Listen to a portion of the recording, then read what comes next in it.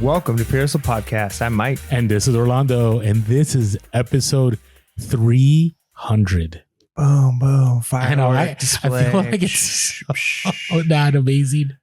It should be. Maybe dancing baby on the screen.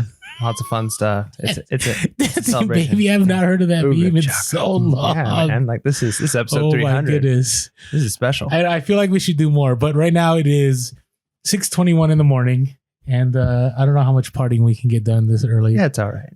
But we're partying with you guys. Yeah, you guys can celebrate with us. Let us know. Maybe this is what we could do. Let us know in the comments below after 300 episodes, like what's been your favorite PHP moment, and then that's how we'll celebrate. We'll read through the comments, and everybody can share their favorite PHP moment. Was it one of our conspiracy episodes? Yeah, we need to do those. Was it a rap video? A rap video. Was it our sourcing video? Like what's been your thing? What have you enjoyed the most? So yeah. I mean, we've had different eras, right? Oh, yeah. We've had you hate me remembering this, but the mean Mike eras where people thought you were being mean to me, even though we banter back and forth. Like, yeah, that's fine. Then we had the other era where Orlando, like he's always like sugarcoating everything and. Hey, you're eBay fanboying all the time. Yeah. There's that era. Not as much. I know, but there's like different eras of the podcast. Yeah. You know, there's the doom and gloom era. You know, so it is what it is. So anyway, we're thankful for all of you. We'll see what this century of episodes brings us. Now, if you've been a day one listener from episode 1. Comment below. Even if you're listening to the podcast, you've never been on YouTube, jump on over and just put day 1. I like to know. And, you know, we have between 11 to 13,000 downloads every week. And so just wondering how many of those are new and how many of those are, you know, return listeners. Just always interested about that. But you guys have made us the number 1 podcast on reselling, and we appreciate all of you. Yeah. And we are grateful. So let's get into this episode 300. 300. What are we talking about today? I feel like we should be saying Sparta or something. Yeah. Like, this is Sparta. This is PHP Podcast. So this episode, we're talking about how has reselling changed and stayed the same since we started the podcast? Yeah, that's a good thing to talk about, I think, because 300 episodes going on. I don't know. I think we're like 4 years now. Yeah, a lot has changed. A lot has stayed the same. And there's going to be the normal ebbs and flows of reselling. There's going to be shifts in technology, shifts in cultural, pop culture, things people are looking for. So there's definitely changes for sure. But then there's some things that are just going to be the same. Like reselling as a profession has kind of probably been the same in a lot of ways since the beginning of time, right? Mm-hmm. This is one of the oldest professions that there is the idea of you buy something from somebody and you sell it for more money. And that's kind of basic economics. Buy low, sell high. And that's what we do as resellers. So some things will have stayed the same, but technology and other things have definitely caused changes in the way we source, the way we sell, the way we list, the things we list, all of those things. So that's what we'll be talking about today. So one of the first things I would say since the beginning of the podcast, I mean, we're on year 5 now, is that there's far more opportunities to source. Or maybe they already were there and maybe we're just aware now. Right.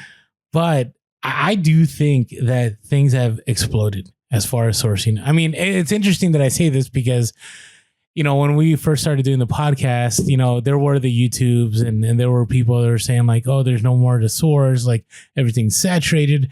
But I think it's the opposite. Some key things is liquidation is a lot easier now. There's a lot more access to it. There's a lot more items to liquidate now, especially because of the inventory glut that we have due to the chain supply issues of the last 2 years. Now things are showing up. And so a lot of people are getting Amazon pallets or Target pallets, wherever it is. There's a lot more opportunity if you want to go down that road. And think about it. There was no Facebook Marketplace when we started the podcast. Yeah, I don't think so. Or if there was, it was very small. It wasn't really a big thing. So yeah, Facebook Marketplace, even the offer up, let go combination and kind of the rise in the alternatives to Craigslist, right? Craigslist was kind of like the go-to, and Craigslist has kind of changed and being it has not changed. It stayed the same. But I mean, it's changed in the sense it's not like the go-to. Oh, 100%. Yeah. Right? So a lot of people are looking at other platforms for things. So there's definitely been changes in that sense. And another thing, like you mentioned, that maybe some of it is less of a change because there's those technological changes, but then things like Instagram and TikTok have allowed greater access to people to understand how to do, maybe if they're trying to do Amazon, they're trying to figure out how to get ungated in a category, and they're trying to figure out how do I get, these items wholesale so I get a receipt. Well, I can go through these companies. A lot of it is just ease of access. So before, you might not have known, unless you had the connections, you wouldn't have known where to go, what to do, how to do it. Whereas now the access is a little bit easier. Now, the downside to that is that change could have hurt you if you were one of those few people who had the in. You did it, you started, you figured it out from scratch. Nobody was there to help you. You had to find the companies. You called 100 companies. So you found one who could give you a wholesale price. You took a gamble. You got the receipt. You were ungated, whatever it was. And then now all of a sudden, there's thousands of people who found the same thing that you spent hours looking for, weeks looking for, because somebody on TikTok gave it away. And now the prices, the place that you were getting went up. So there's definitely, the changes could be good for you if you were on the out and now you're on the in, or it could be bad for you if you were on the in and now you're kind of stuck in a crowded in. Yeah, and I'll give an example, and maybe this will help some of you anyways, but it's already out there. So the Amazon gating was a big thing, right? People used to charge thousands, and if you're paying thousands to get ungated, I would double check that. I would research that, because, for example, something that I just found out in the last 6 months, and it made its round on social media, and we're going to add to it because it's already out there, so I'm not worried about it. When I was ungated in CDs and media a few years ago, because I was grandfathered in from being on Amazon for over 10 years. And then there was like the CD apocalypse, and all these people got regated, and I was one of them. And to get ungated, then you had to go through, I believe, like Alliance Entertainment or some other wholesale distributor that everybody's like gatekeeping it. They were like, hey, if you pay us this amount, we'll let you know who our distributor is and you can get stuff. And so I spent $1,000 and I bought a whole bunch of CDs and media. And I got ungated in DVDs again and Blu-ray, but I didn't get ungated in CDs. I stayed gated, and I don't know what happened. Maybe I needed to submit my invoice again. Well, now I found out that if you order like through Christian book distributors, like 10 CDs, like that's a good enough of an invoice. There you go. And check it out. But I just was like, this is crazy. Like, if it's that much easier now to get this information, right? Where, man, I remember 4 or 5 years ago, like I remember when I would show that on Amazon, where if I could sell this DVD on Amazon, people would like flood my DMs like, hey, how'd you get ungated? Like, who's your guy? And all I could say was, no, I've been selling Amazon forever, and that's just the way it is. And I remember other YouTubers would, buy my course, or, on Instagram, hey, I'll get you ungated. And now it's all out there. So yeah, that is true. I didn't even think about how much information has changed. But when I mean reselling platforms too, is that there's way more opportunities to source on online platforms. Yeah, I've done sourcing on Poshmark. I've done sourcing on obviously things like OfferUp. There's Mercari now and Whatnot. Whatnot. Yeah, I've bought on Whatnot. So you can definitely purchase on a lot of these things. I mean, we've talked about Whatnot. In fact, we're going to have an episode coming up. No, we just dropped it. Okay. So we're a little bit off on the timing on that. So we just dropped an episode on Whatnot. And one of the interesting things is a lot of people are selling things almost dirt cheap just because they're trying to grind out that following, get people on there, and you kind of have no choice, and you're hoping people will show up and buy. But if they don't, well, I just sold this $40 piece for $5 on Whatnot. So there's definitely a lot of sourcing opportunities that just didn't exist before because the platforms didn't exist. Yeah. And so now, you're like, hey, my thrift store's too expensive, or, I can't afford to do, retail arbitrage, or I'm in a place that doesn't have garage sales. You can just go online. Like, you could spend all day on Whatnot and just go through those auctions. You can get a lot of solid inventory right now. I don't know how things will be in a year from now, but that was not available years ago. It just wasn't. I think the situation we were in this last, 2-3 years definitely caused a lot of us to go online and buy stuff for, basically arbitrage via the platforms. That's right.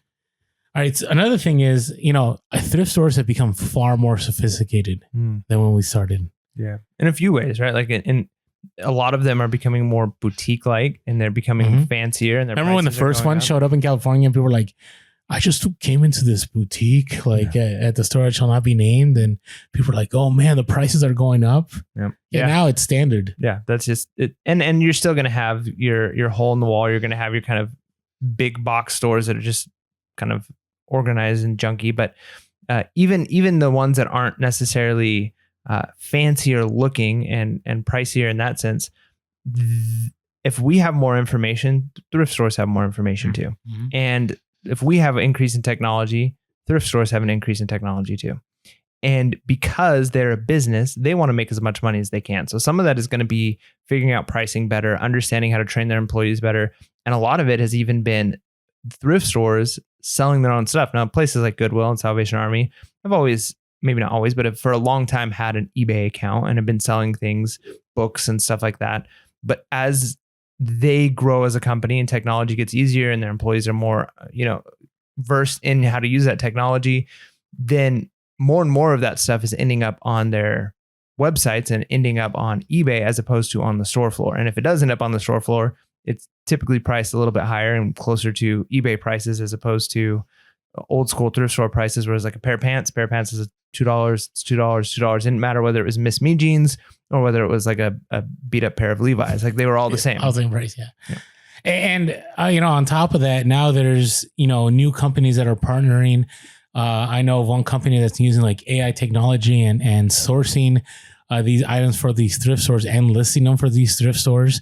We just mentioned our last update episode how the store shall not be named is now making their own reseller platform for resellers to sell on that platform. It's just things have changed. And so along with, a lot more opportunities, there's been a shift. And, Mike and I talked about this on the last episode where we shared about how we've changed. And Mike and I, outside of, your vacation that you just were on and that I just went on, is we don't go to thrift stores anymore. Right. They have definitely locked in, Salvation Army, which is one of the stores I never thought would go online. Now they're online too. And yeah, things have definitely changed. But now, along with that, there's a lot more places to sell. So much more. And when we first started the podcast, there was eBay and there was Poshmark. And Mercari was kind of getting its beginnings. I think Poshmark was relatively new. I maybe even started shortly after the podcast. No, I agree. And on top of that, Depop was around, but it's become way more popular now, especially with the Gen Z generation. Facebook Marketplace now has shipping. OfferUp has shipping. That didn't exist. Yep. Right. So if you want to, I know some people that cross post to Facebook Marketplace and eBay and Poshmark and Mercari. You also have StockX. It was just starting. You also had Go, and now you have Whatnot. And so there's so many opportunity. And the problem with that too, though, is you can get caught up in the cross posting instead of just focusing on one platform and really doing well on one platform, that you have your hand in too many irons, and it just, too many irons in the fire. Yeah. It's early. You're handing too many fires too. So yeah, I agree. I think that you've got to be careful. There's definitely a huge benefit to cross posting if your model can handle it, if you're able to manage the organization of that and the logistics of that to make sure that you're not double selling things and that you've got things posted correctly and all that goes involved with that and the amount of time that it could take. And there's cross-posting programs that people use that can be very beneficial and useful with that. I've found for me what works best is just knowing what types of items sell what best on what platforms and just posting them there, right? So if it's an item that's going to sell best on Poshmark, and maybe I'll spend the time to put it on eBay too, but if I'm like 90% sure it's going to go on Poshmark, I'm going to put it on Poshmark. If I'm 90% sure I'll be able to make more money locally on OfferUp, I'm going to put it on OfferUp locally. Now, could I potentially be losing on some sales because I didn't post it on every single platform? Yeah, potentially. However, I'm saving time. And so for me, the time is more valuable than the potential 10% more sales that I could get. Or how much more listing could you do if staying on one platform instead of cross listing? Yeah, and that could be beneficial too. I definitely do think that there's going to be certain populations or markets that are going to do better in a specific platform.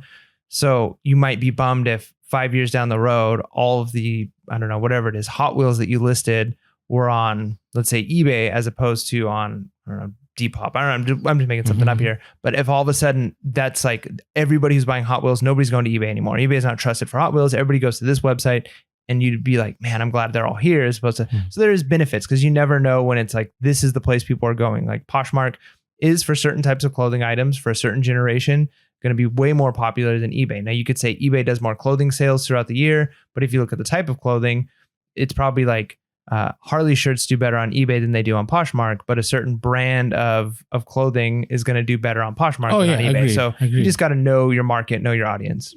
True. Now, one thing that has really changed is that Pierce Podcast has a Discord. Yeah. And it's been amazing. It's been awesome. Still learning. Just a great thriving community. We're not a cook group. We're a community of just committed resellers from part-time to full-time and it's all kinds of sourcing. We got people that go after storage units. We have garage sales. We have liquidation pallets.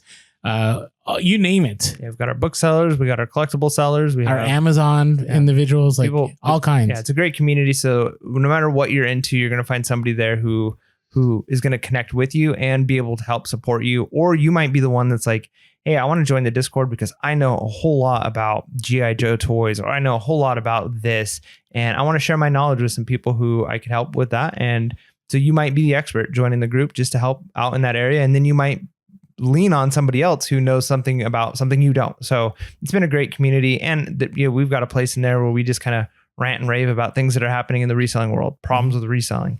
And so it's just good to have a place where you can talk with like-minded people. They understand what you're going through. And it's a good pure community. It's the Pierce Podcast community. So it's been great. It's not a toxic, negative environment at all.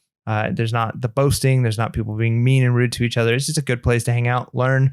And yeah, I've learned tons of stuff like shipping tips and things like that. That's like, oh man, this is going to save me a ton of time. And the hustles of the week are incredible. Yeah, well, some of the ones we're going to share are from the Discord today. So jump on over to Patreon to sign up, patreon.com/PiercePodcast.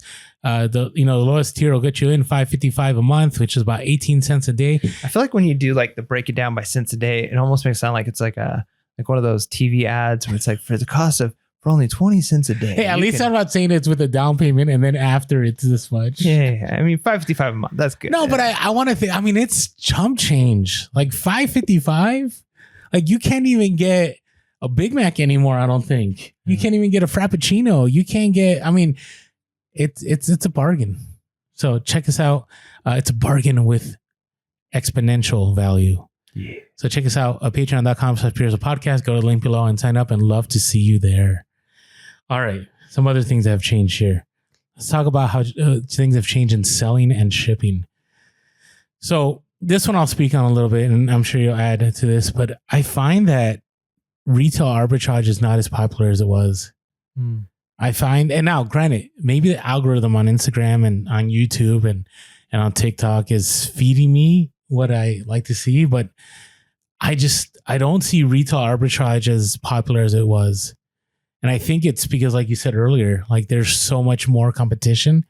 And I think there's been just a glut of just all kinds of people trying to jump onto retail arbitrage. And now that thrifting has become popular, not just reselling, but just thrifting for thrifting's sake.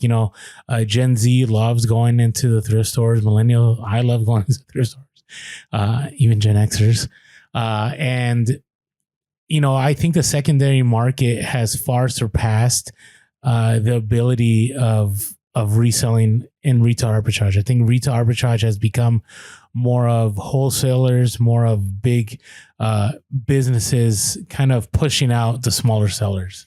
Yeah, I think part of it too is the fact that even 4 years ago, you weren't counting on the fact that you were going to be able to buy something online from Target or Walmart the same way you can that's today. True. Yeah. And so if you're like, I need to get this item and Target sells it, you could check the Targets in your area. And if they're out of stock, no big deal. You just go on Target online and they order it and they'll ship it to your Target or to your house.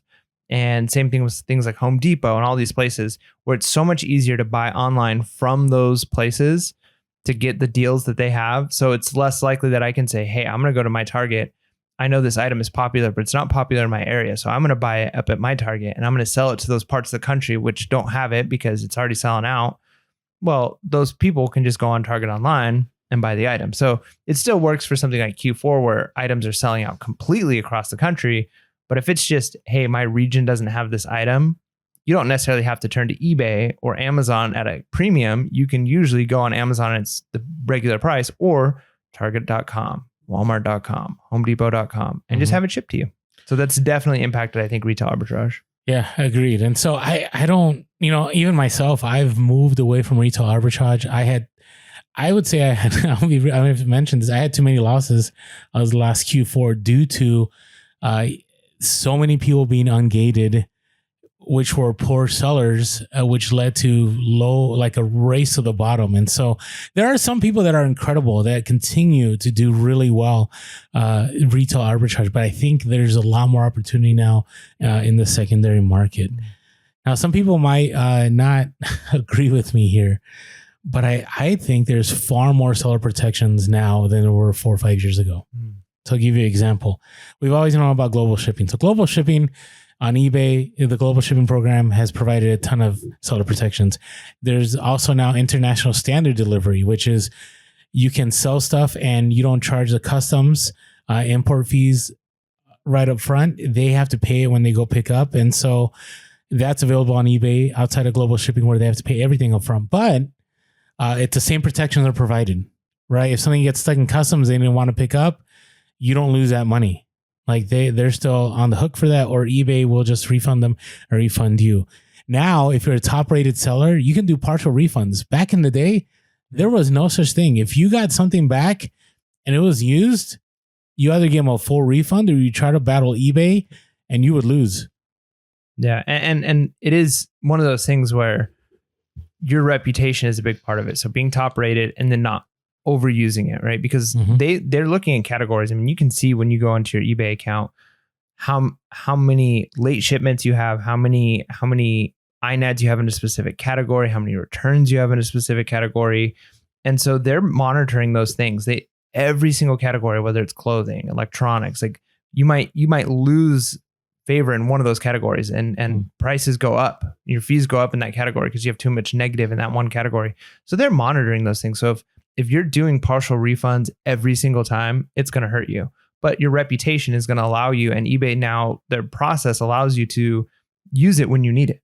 So you've got that opportunity to say, hey, I sold this pair of shoes. It was brand new when I sold it and it's come back. And not only have they been worn, but they're messed up. They're stained now. They've got creases on them. They're just completely trashed. And you can give that partial refund. And as long as you're not doing it all the time, eBay is going to side with you because you've got that reputation and they have the process built into their system. So you're not calling customer service and begging and pleading and hoping that they'll just figure something out. So I do agree. They've added a lot of seller protections. And when we went to eBay Open, that was one of the things they talked about. Like there's certain things you have to do. Being top rated is part of that. Offering free return, or not free returns, but just 30-day returns. But free returns will give you even greater protection. It'll give you greater protection. So there's things you can do as a seller now to get those seller protections, which ultimately, I mean, when they mentioned that, they mentioned a lot of things at eBay. They're like, we're going to do this thing where there's going to be pages where you can learn about comic books and like all this stuff. And people are like, that sounds cool. And they're like, we're going to provide you more seller protections. And the place erupted. People are like, yeah, clapping and jumping out of their seats. So we know like that's what we want as sellers. And I think they've definitely given us more. Could they do more? Sure. But I think compared to 4 years ago, we've definitely moved in the right direction. Yeah. And the other thing is the removal of negative feedback is a lot easier. I remember back in the day, like people would get negative feedback and there was no eBay for business on Facebook that you can contact. There was no eBay seller page, seller help page where you can go and you can request removal of feedback. There was no feedback revision request that you can find in your feedback. I think you get about 5 a year, depending on how much you sell. Like none of that was available. Like once you got the negative feedback, you were stuck with it. Right? Or you had to be on the phone over and over and over and over again. And now, for example, if you offer free returns and the person doesn't return it and they give you negative feedback, you're golden. Like you're good to go. If even still, if they return it, right? Chances are that eBay, as long as your description was good, your pictures were good, everything's in place, you have a good, reputation, like you said, eBay is more likely going to remove that negative feedback. It's a whole different ballgame. I remember, I'm thinking 8 years ago, there was this whole defect rating thing, and it was horrendous. There was no way to appeal. I remember somebody had bought a short sleeve shirt. I've mentioned this in the podcast a couple of times. Somebody bought a short sleeve shirt, and they got it. And in the pictures, you could see it's short sleeve, and they left me a negative defect, not a negative feedback, but this is when they had a defect system, a negative defect, because I never said it was long sleeve in the title. And I couldn't battle it. And I had to eat the defect. Where now I do not see that happening at all. So definitely eBay has gotten far better about removing negative feedback. I would say Amazon too. They've actually have, ways that you can request for that feedback, and it's pretty automated. So definitely seller protections has become a lot better than back in the day. All right. So the next thing is here, shipping. Shipping has become a major issue. Do you agree with that? Yeah, for sure. I mean, 4 years ago, Amazon Prime was definitely still a thing, and free shipping was exciting. But even 4 years ago, not everybody had Prime. You'd talk to somebody and you'd mention oh yeah, I don't have Prime, or I need to get Prime, or not. Now I feel like everybody has Prime. Prime, having a Prime membership, I feel like is almost like having cable at your house. Almost everybody has it. Or if not cable, you have a Netflix account or something, right? Everybody has Prime. It's just one of those things I pay every year for Prime. And that led to everybody expecting free shipping on so many things. So then Target and Walmart jumps on board. Pretty much everything, given that it's a certain price or whatever, you can sign up for things. Free shipping just became so normal for people that it was, well, why do I have to pay $15 for shipping on eBay when it's free on Amazon? So then we had to start factoring those prices in and changing our pricing and trying to get cheaper shipping. But the problem with that is shipping prices have been increasing over the last 4 years. Not only that, but things like Amazon have normalized really, really fast shipping. It's going to be to you next day or 2 days. So then now customers are expecting that. And so if we ship something UPS ground, it takes 8 days, and they're livid because their item is getting there late. And it's hey, this is how much you paid for shipping and how much it costs, and this is how long it takes. We don't have that big contract. Now, one thing I would say about that, just to kind of add before you jump in, I am really pleased with the fact that eBay has negotiated better prices, I think, with FedEx and UPS, and the discounts are significantly higher than they used to be. So if you remember, my wife used to work at a place that she got a discount for shipping big items. So she could ship through UPS through her work, and they let them use it for personal use as an employee. That was one of their benefits. And because they were contracted with UPS because they ship so much. So they get a negotiated price as a company. So there were times where you would ship a really big item, and we would use my wife's discount. I'd contact you. And it would something that would cost maybe $100, $150 to ship might only cost $30 to ship through her discount. And when we lost that, it was oh man, that's such a huge hit because the eBay prices weren't negotiated as well. But we've noticed over the years, their prices have gotten a lot better. And there were times where it's hey, this is actually not bad at all compared Amazon's done the same too. Yeah. Agreed. And it's interesting because pirate ship used to be the go-to, and it still is for if you want to ship stuff boxed in a bag. But cubic shipping kind of went away. The prices have gone up. And so that's the other side of that is eBay has done a great job of negotiating. Amazon's done a great job of negotiating. I do still miss the sending my FBA boxes via FedEx on Amazon, but that's for another day. But on the other side, shipping has definitely gone up in price, right? I keep mentioning first class for me is the same price as, a padded flat rate envelope priority, right? Or envelope priority. Okay. And, lower, we talked about this in the last podcast, but selling lower cost items is not worth it like it used to be. So if your item costs more to ship than the item itself, you're out of it. You're at a lose-lose, especially if you have to offer returns. I wanted to share something from someone. This is from Mike in the podcast.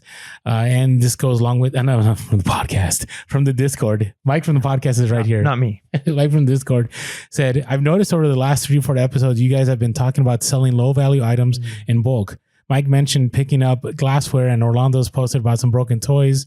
This is another rant coming from a Canadian seller who's down 90% plus in terms of June sales year over year. American sellers might not know this, but Canada Post shipping rates are so pathetically bad that even within Canada, postage would probably be so prohibitive that you couldn't sell a mug without charging $20 shipping. I mean, we do our mug life, the padded envelope, and it's $8, but $20. Wow. A single vinyl record is $20 with tracking. Obviously, I can't say that postage will kill the market for low value items, but I suspect that's the direction we're going. It will not get cheaper, whether or not it's USPS or Canada Post. And I'm in the camp that says it's far from true that buyers will pay shipping if they want the item. Maybe if shipping is $8, not if it's $20. Just another thing to watch out for. And I think there's a lot of truth in that. I would say for the higher cost, the high value items, people will still pay shipping. But yeah, it's definitely changing. In Canada, I mean, we complain about the post office here, but our post prices are not even close. Yeah. And it's pretty reliable. It's just, yeah. So these are things you got to think about right now as you're sourcing, and things have changed since the beginning of the podcast or in the last 4 or 5 years. There's definitely a change in what you should source, how much you should price things at, and so on. So shipping has definitely changed. Now, one thing that has not changed is our love for AmericanBubbleBoy.com. Yeah. Right? The best product out there for bubble wrap. Ships 2 days, next day. Local pickup. Mine arrived in no time, in 2 days, and just clutch when I needed it. I had a stand-up mixer I needed to get that bubble wrap for, and came in time. So if you haven't tried AmericanBubbleBoy.com, definitely check them out. That's right. And so just go to the link below. We don't have a promo code at the moment, but they're still the best price and the fastest shipping. So check out our link below, because we have an affiliate link. So check us out in the link below and get your bubble wrap from AmericanBubbleBoy.com. Yeah.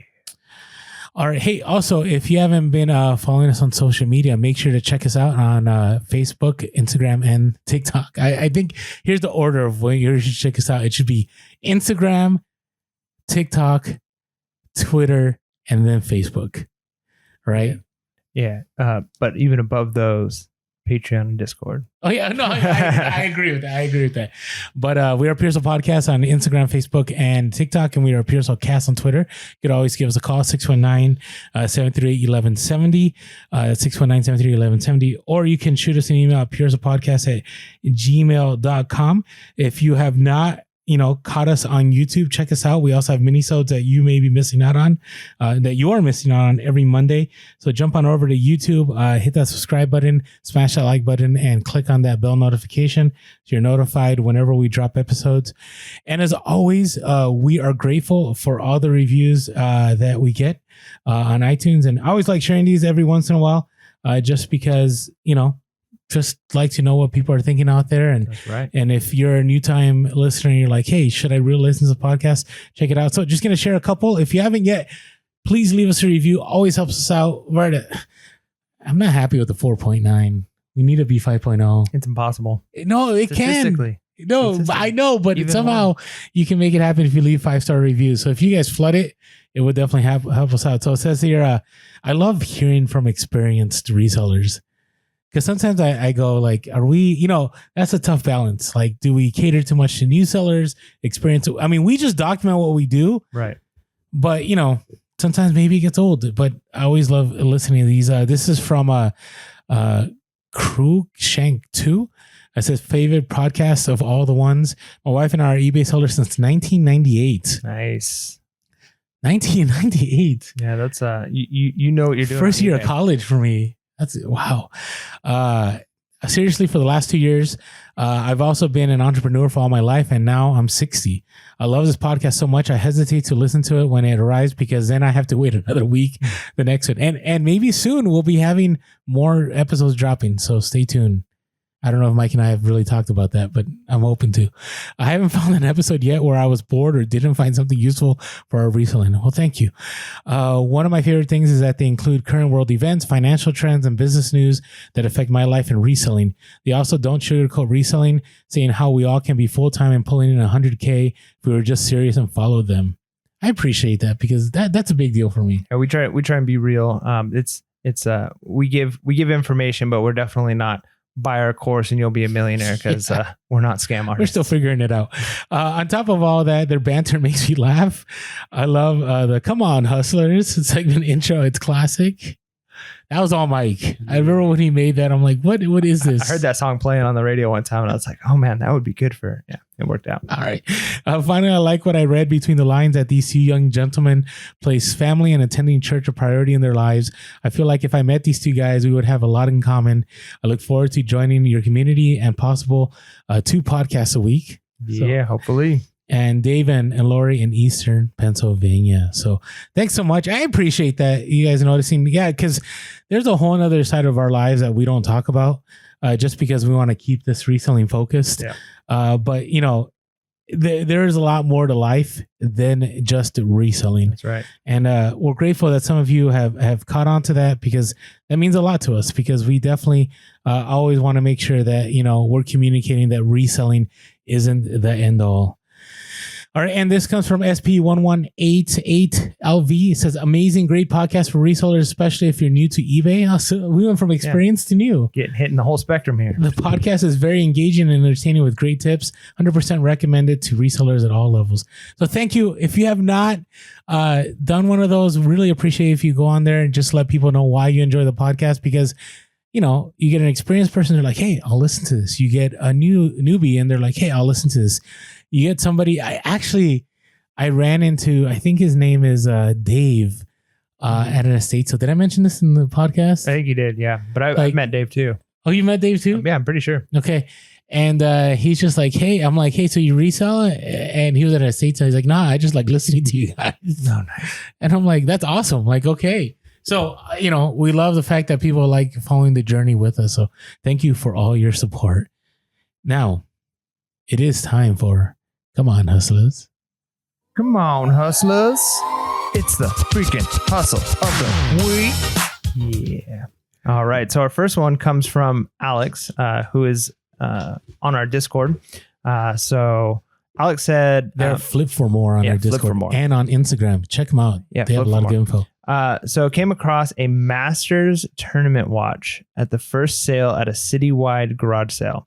And you've talked about picking up like golf stuff before, like golf jackets, Master jackets. Master stuff, yeah. Mm-hmm. So paid $1, listed on eBay and listed high despite the sale being $300, as his was the only listing for used. Sold within a week. It was a 2001 limited edition Masters watch. There's a model number there. 21 out of 2,500. Yeah, it's only nice. It was a limited edition for sure. Sold it for $625 plus shipping, from $1 to $625. I know. Good grief. And the nice thing is, I'm sure you package that thing really well, like really, really well, because that's a nice thing. But even still, like if you took a watch and you put it in a box and you bubble wrapped it first, and then you bubble wrap the box, and then you bubble wrap that, and then you put paper around it and you put it into another box, that's still going to be super light and super cheap to ship. Yeah. That's amazing. Even if you have to pay for the insurance and signature required, like you're good. Easy peasy. You're good. And Flip for More is a real one from like early episodes. I actually had Hustle of the Week from the early days. And true to your name, you flipped for a lot more. You might need to change your name to Flip for a lot more. He was the guy that they played our Hustle of the Week in the warehouse, for everybody in the warehouse to listen to. So they were in a competition. So thanks so much, Alex, from Flip for More.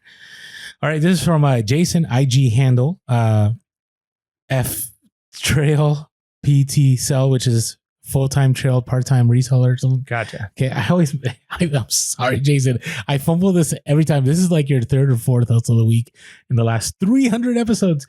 And said, I came across an Apple iBook at a garage sale. Do you remember the iBooks? I don't. So they're pre-MacBooks.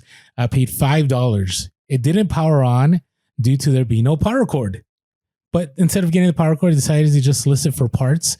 Sold an Apple iBook G3 clamshell laptop in less than 24 hours for $110 plus ship. I love that. And I love the fact that you were willing to do it for parts, because sometimes things are worthwhile. I've bought in batteries, I've bought in cords, I've done those things in the past.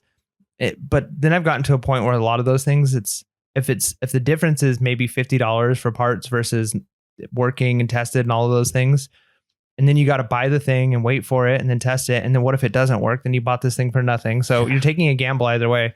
A lot of times it's worth it. And then you don't have to worry about the customer getting it and saying, well, it works, but then when you go into this setting, this thing doesn't work because you didn't test every single possible feature on it. So for parts is a lot of times the way to go. Yeah, agreed. So nice work there, Jason. IG handle FTrail PT Cell.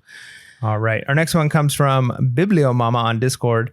And Bibliomama is our book expert on Discord. She sells lots of books and she's really good at making connections and connecting with different people who auction off books and things like that. So this one, networking was key for her. So she purchased another bulk buy of books from an auction source.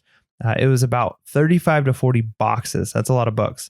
So in there, saw a book with a homemade dust jacket, removed the dust jacket and found a second edition Alcoholics Anonymous first printing. So the buy cost was about 10 cents once you consider all of them. And have only opened 2 boxes of books so far, listed it on eBay and sold an auction for $225. That's what you want to do. You want to be able to be like first or second box out of 40 boxes and be like $225 just off one book. Bing, bang, boom. Yeah, that's how you do it, Bibliomama. It's crazy. And I think if you do the math, I think that covers a quarter of the expenses. I love it. And you still got like 38 more boxes to go through. So, love it. So it's great. And those AA books, that's a bolo. You know what I'm wondering too with those kinds of books? Like, so I'm thinking, so my son is like really getting into like snakes and like old maps and things like that. Like there's a few things he's getting into and he's getting into school. And so we want to get him books for those things. And we've bought in some books like birds too. He's into birds. So we bought like a bird book, a used one, but it's like a old, cool National Geographic one. We paid like $11.50 for that one book. Okay. But it would have been great to think. So if you buy 40 boxes of books like that, and maybe many of them, and we talked to what's the name of the Latin Pickers? Yeah, Latin Pickers.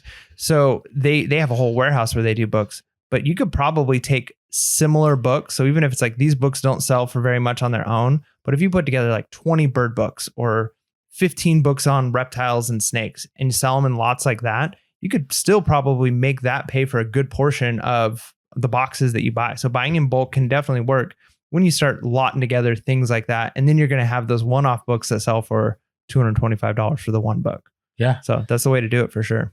Yeah. It's just wild. Books. It's hard. I'm trying to get into that. I was a bookseller on Amazon in the beginning, but man, these classic books. I mean, I just came across like 100 of them and I just like, It's hard when if you're sourcing them just at thrift stores. You can do it. I picked up a couple of books the last thrift store I went to, but a lot of times you go to thrift stores and you got the person who's sitting there with their cart and basically a chair that they've pulled up and their scanner and they're just going through them. And it's like, how do I compete with that unless I've got a scanner and I'm willing to sit here for hours?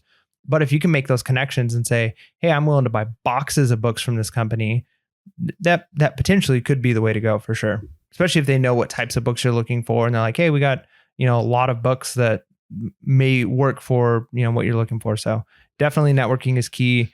If you can do that, Bibliomama has made her connections and set her niche there. And so that's just a way to show if you want to hustle hard, you can definitely make it in a specific niche like that. Agreed.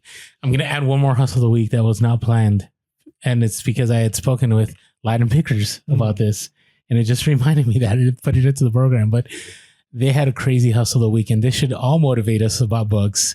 I mean, that one was enough. But this is one of those where, again, look up everything. So the Latin Pickers, if you haven't followed them, they're Latin_Pickers on Instagram. We also have a YouTube episode you should check out. We did an interview. Their story is very inspiring. And so Christian and Adam, they had a crazy sale. So they buy their books via Gaylords. So Gaylords are huge reinforced boxes and they get them, they get like, 10 to 20 a day. Basically a pallet of books. Yeah, pallet of books, right? And so pennies on the dollar. And sometimes they'll get randomness. Like one time they found several $100 bills in them. Wow. They'll find video games. They'll find whatever. But they came across a set of books. So remember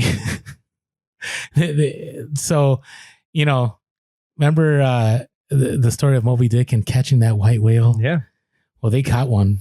Mm. And so they came across a limited first edition of 1,000 1930s version of Moby Dick. Nice. Okay. It's 3 books. You can check it out on Instagram. The 3-volume of the book, I guess, is broken up, and they listed it for 2 months at $7,500. Remember, they paid pennies on dollars, by the way, and they countered off for $7,000, and someone bought it. Jeez, $7,000. So again, Latin pickers, they've been in the game for a long time, and they know what's going on. Seriously. I mean, I look at their follower count. They're at 3,300, so they've grown a lot. I mean, in the early days when we knew them, I think they were under 1K. These guys should be like next level. I would say they probably should surpass us at points, because they definitely, when it comes to their book selling, they know what they're doing. So check them out. Christian Adam, Latin_pickers on Instagram. Pennies to 7K. Jeez. Crazy. All right, what's your hustle of the week now that we threw that out there? All right, so my hustle of the week hopefully is the end of my my church camera saga. So Oh my goodness. I've sold the last camera, and I just can't tell you how excited I am about that, because one of the things we were worried about with these cameras was they sit. I mean, maybe we could have brought them into our house, and maybe that's what we should have done if they would have lasted longer. But it's starting to heat up here in our storage unit. It gets hot, and it's like, I'd hate for them to sit for a long time and then something to go wrong with them. And then I've tested them, but then after sitting for months and months and months in the heat, does something go wrong? So we sold our last one, and we sold it for, I want to say it was like $450 or something like that plus shipping. And we haven't heard back from the other one yet that we sold, so no complaints. And so this is my last one. All said and done, I think I've made at least about $1,000 net profit on these cameras. What was your total cost? Like $50? I paid $55 per camera, so $160, something like that. So you kind of paid up, but it was yeah, I paid up on it, but I knew that I could sell at least the lenses from those cameras for the price that I was paying for the camera. So I knew I wasn't going to lose money. I was at least going to break even, and that was the case on one of the cameras. I had to sell the lens separately and the camera for parts only. And that pretty much paid for the other 2 cameras, like the whole purchase. And then I sold 2 cameras for, close to $500 a piece. So it was definitely worth it. I had to do a little bit of a Frankenbox. It wasn't actually too bad. It was a beautiful, I packed it beautifully. I hope I get a, we need a Frankenbox section in the Discord. We should.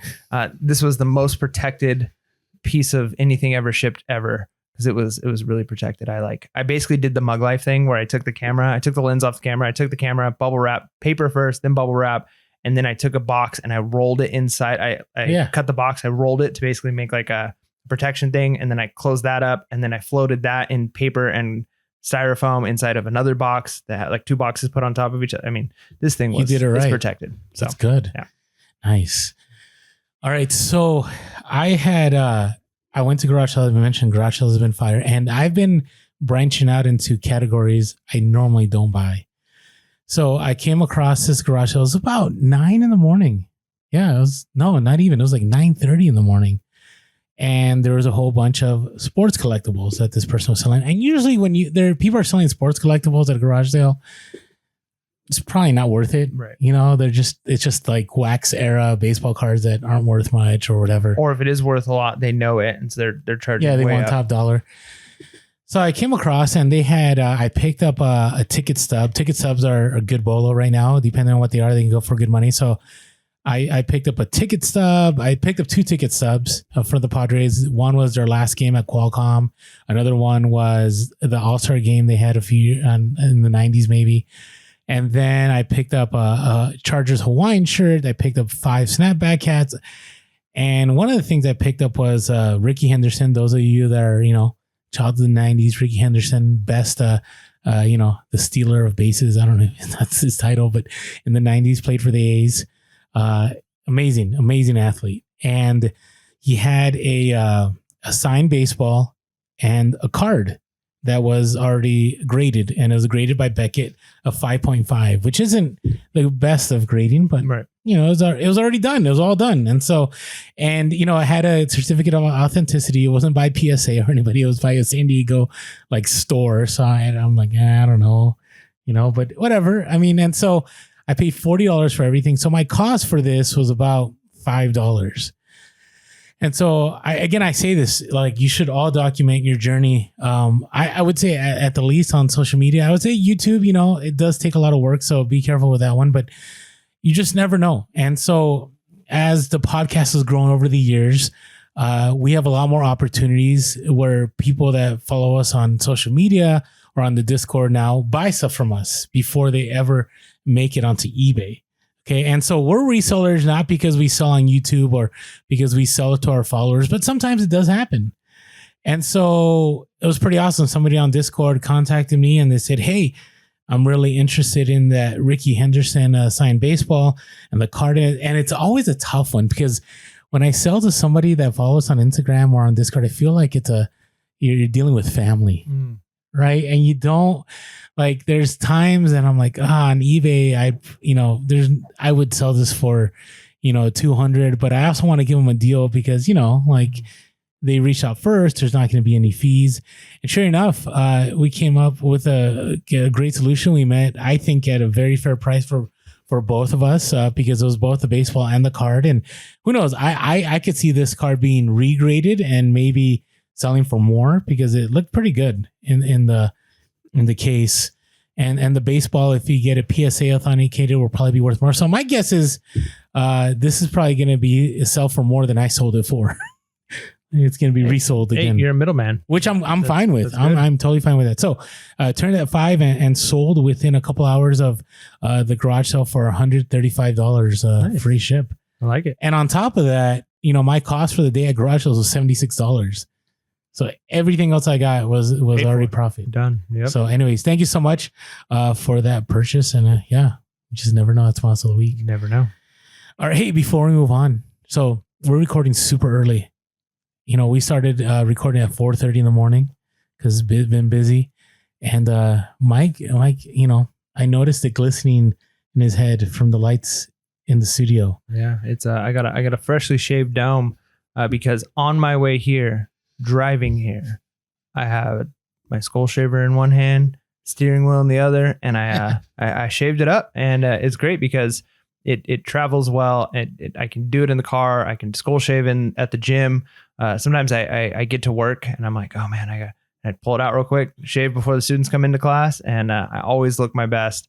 Skull shaver is super easy. The battery lasts forever. It's easy to clean. It's basically self-cleaning, and man, it's been a lifesaver. I can't tell you how many times, because if I was actually shaving, if I had to spend the time in a bathroom with shaving cream and a razor, I wouldn't be shaving my head as often. I'd probably be going. There'd be several times throughout the week where it's like I skipped a day. But with skull shaver, I never have to skip a day, and it's easy. It's great. Use our promo code. Our promo code is HUSTLE, capital H. You'll get a nice discount. It lets them know we sent you. And yeah, if you've got a nice bald dome like we have, get yourself one. Trust me, treat yourself. It's worth it. You just missed Father's Day. Maybe you didn't get it for Father's Day. But let your family know, like, hey, if you want to get me a gift, skull shaver, promo code HUSTLE, it would really help you out. Yeah, and let us know in the comments if you bought a skull shaver. What was your experience, good or bad? We want to hear. We want to know. My guess is all of them are good experiences. So let us know in the comments below. All right. So what has stayed the same since we started the podcast as far as reselling goes? First of all, profitable items sell. I know that sounds silly. Yeah. If it's an item that sells well, it'll sell. No, but what I mean by that is you just have to adapt. Reselling has not declined. Reselling has only increased.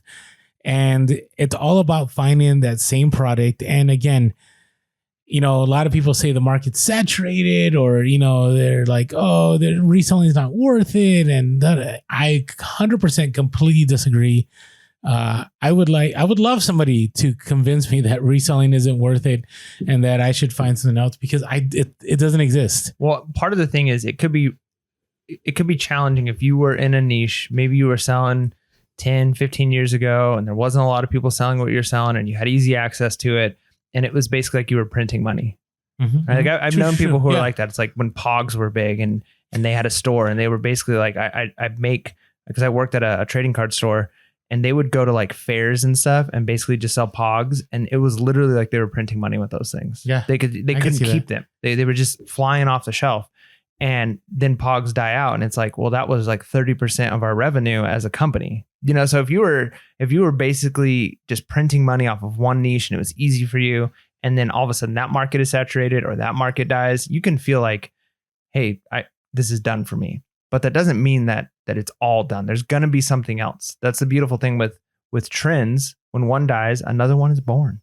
And you just got to be either in the right place at the right time, or be willing to hustle hard, learn a new niche, and keep moving forward. Yeah, agreed. So always know that there will be something out there. You just got to be consistent about sourcing, whether it be garage sales, online arbitrage, watching YouTube videos, whatever it is. You got to adapt, right? You got to be relevant. And that's one of our slogans for the podcast has always been, real relevant. I almost forgot it. I don't know how that happens, but being relevant is so key in reselling, because you could watch a YouTube video that was done 10 years ago and none of that is relevant. Yep.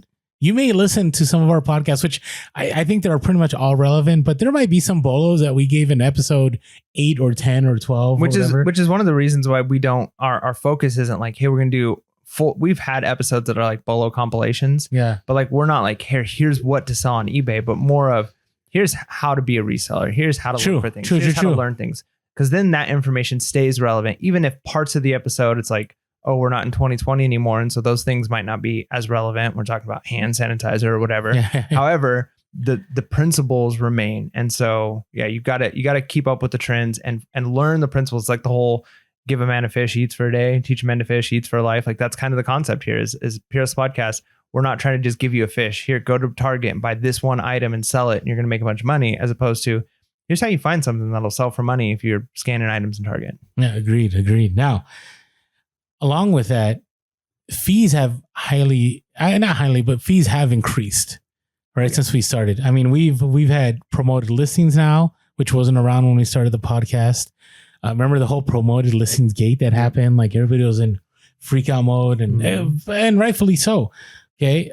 Because you pay for promoted listings, but if you have an ad blocker, it didn't show up, and that's still an issue. eBay now does pay-per-click. And so you can actually, pay to have something out there, and you have to pay for it each time it gets clicked on, even though it might not sell. Final value fees have gone up. eBay has made more money now from their fees than they've made from items being sold on their platform. And so things have changed. But despite all that, reselling is still worth it. Right. And I would say reselling on platforms such as eBay and Amazon are worth it, because yes, even though the fees have gone up, there's still a ton of profit to be made. Yeah. And you got to look at it, how it connects to everything. So your fees and everything have gone up. We've talked about inflation, prices going up. And we've talked about the fact that eBay, even though there's fees, in a lot of ways is still significantly cheaper than the overhead of owning a brick and mortar. Now, if you're in the right business, brick and mortar might be the right model for you. However, if you're renting a building, the rent would have gone up, the gas would have gone up, the electricity would have gone up, the water would have gone up, the cost you to pay your employees would have gone up. All of these things, everything has gone up. So to figure like there's now an extra 1 or 2% fee on eBay, you can kind of look at that and go, well, I haven't had to have the increase everywhere else, right? Now, if you're selling out of your home, your rent might have gone up, or your other things could still go up. Power bills, things still go up. But compared to a brick and mortar, the fees on eBay it's reasonable. It sucks. We'd all love, would it be great if eBay just said, hey, we're a free platform now, there's no fees? Sure. But that's not the case. And so you got to deal with it and adapt. And again, maybe it's hurt your business some, but you can find ways to adapt and still be very profitable. Yeah, agreed. And the last one here is, I'm speaking specifically about selling secondary goods. That selling on eBay or whatever other secondary platform, it's still one of the easiest low risk opportunities to make money, hands down. Right? Whether you're trying to make that side money to maybe go on date nights with, your special whatever person, if you're trying to save money for a vacation and make money for that vacation, or if you're trying to cover the bills, or if you're trying to go full time and escape that 9 to 5, definitely is still doable with reselling. And what you risk is more time than money, and is definitely in the beginning. you're going to be spending a lot more time than money. And over time, you're going to make more money and you'll be able to use money to your advantage to save you time. And so I find that reselling continues to be that avenue. That's good. I like it. Anything you want to add to that? Yeah, I mean, there's a lot of scams out there of things that, you know, buy into this and you're going to make a bunch of money. There's a lot of businesses where you can make money, but there's very few things that has such low barrier of entry and such a low cost that you almost guaranteed to be profitable.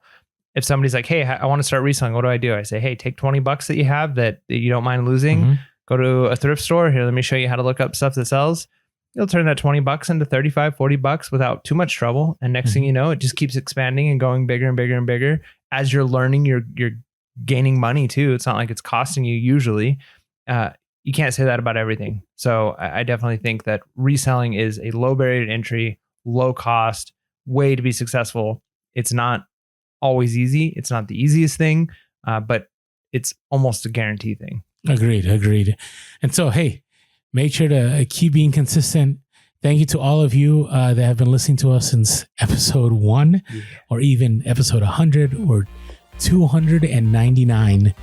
Thank you for sticking with us all the way through 300. Grateful for every single one of you. And with that being said, make sure to be real, Be relevant, and be reselling. Late. Peace.